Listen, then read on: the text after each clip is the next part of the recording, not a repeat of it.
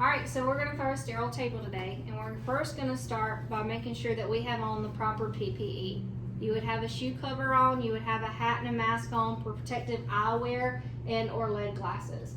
You're also going to make sure you come in and you perform asepsis hand technique, whether you wash your hands with a surgical scrub or you do AvGuard, whatever, okay?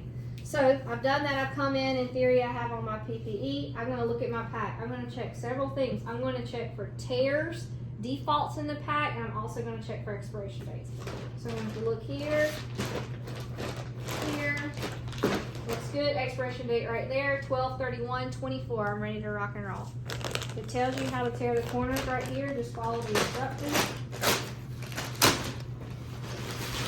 Take this. I'm going to set it out of my way. Tells you to tear along the perforated line. Just press here. Go away, away. Then I'm going to grab right here. Rip it down. I am maintaining, well, preferably a 2-inch border at all times from the sterile field because I am not sterilely dollied off yet, right? This pack is a pack that requires a 4-quart manifold. It doesn't come within. It doesn't come with the gloves either. So I'm going to drop my gloves and I'm going to drop my manifold kit.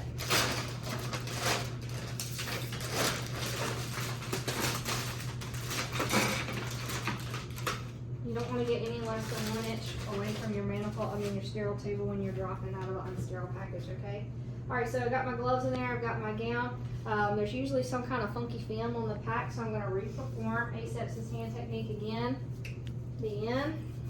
I'm going to come in, I'm going to put my gown on.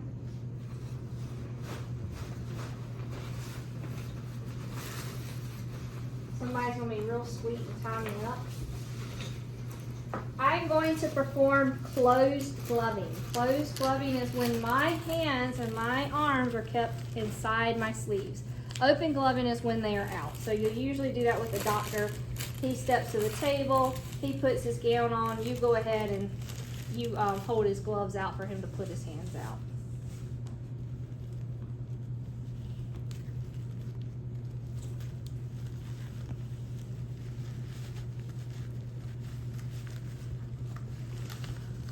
I can play with it later. Yeah, it's not perfect, but it's okay.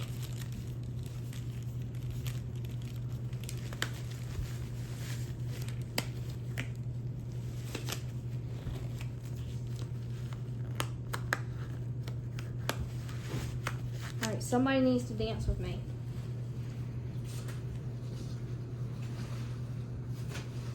Okay, at this point, I need to organize the table.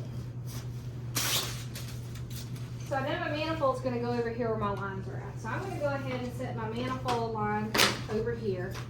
And this is a line to another bowl which we're going to go over. I know my doctor's going to come in and need his gown and possibly me because I don't have my lid on. I'm going to put it back in. So I'm going to set my gowns up over here, maybe extra towel for me. And maybe I would have another gown there. Set my towels out of the way. Depends on the lab. If you want to keep your tray, you keep it. If not, so far, you take that.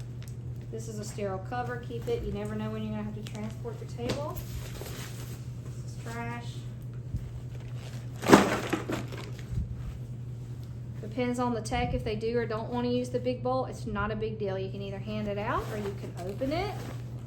Get rid of that. Set it here.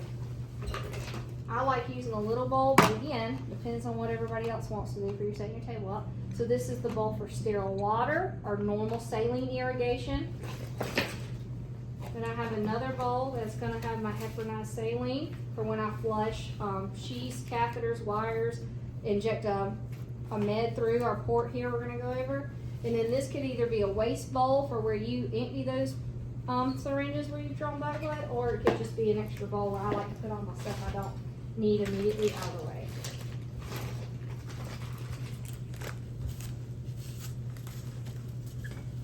You'll have a lot of trash. It's okay. And if you want to, you could use one of these as your trash bowl, but if not, it doesn't matter. Set it over here. You can throw it away later. This is a tegaderm. You'll use it to either secure the radial sheath or after you've pulled a femoral sheath and put a little band-aid on it, or to put hold a femoral sheath in place because it's an intervention and we need to keep it in place. These are clips. You You can use it to anchor your line and your heparinized saline flush. So this is just it's made to control the flow. If you push this down, it pinches this cord. So when I spike this, the flow is not going to come through it. So you want to make sure it's open.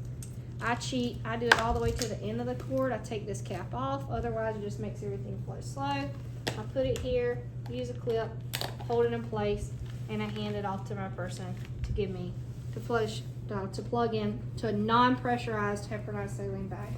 Okay.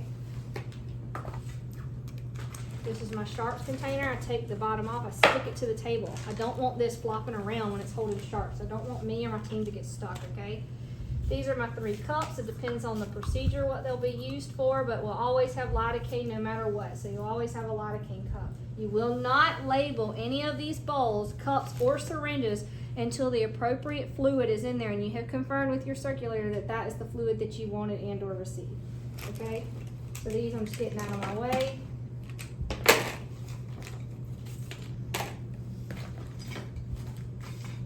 And I'll line these up where I think they might go. If I got nitro or heparin, like I said, depends on the procedure. These are your lidocaine needles. They're used to numb the skin. Just throw them in your designated lidocaine cup. This is a dead ender. It's just made to put on a stopcock at the end because a sheath comes with one already. So I'm just gonna put it in my bowl. I'm gonna go ahead and set up an area down here for access. And when I mean access, what does the doctor need to get femoral or venous access to start? So that way when I have it laid up and I drape my patient, I can just wrap it up and transport it to the table. So he gets 1 hemostat because we don't need 2, it's just not necessary. Go ahead and pull out your blade if you want to. The doctor may or may not use it. If he doesn't want it, who cares? You can stab it later, okay? And then once we do our lidocaine, the lidocaine would go here, the needles, and the access needle would go here, whether I have a femoral or a radial sheath.